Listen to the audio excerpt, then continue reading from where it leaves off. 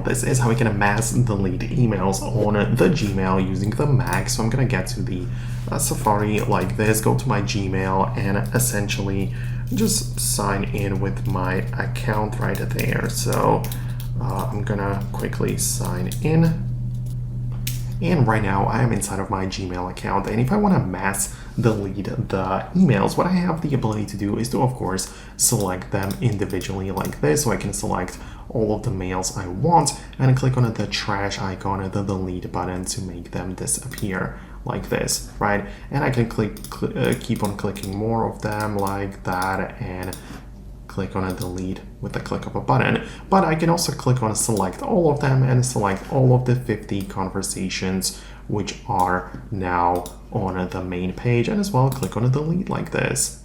So that's kind of how it works. Of course, you can go to different sections, not just the primary, but also the social or promotions, and apply the same thing. So select all of them and then delete 50 emails.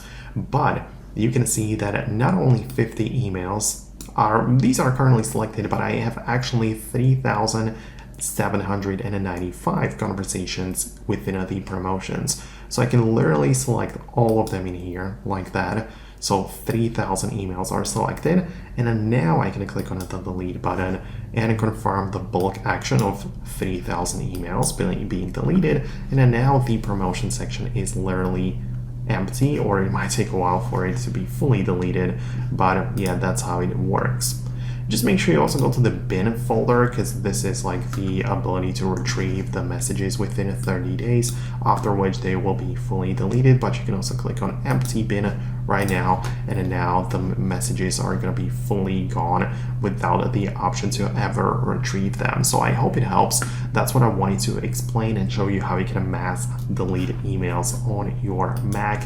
Subscribe for more tutorials and videos like this one, and I'll talk to you later in the future uploads.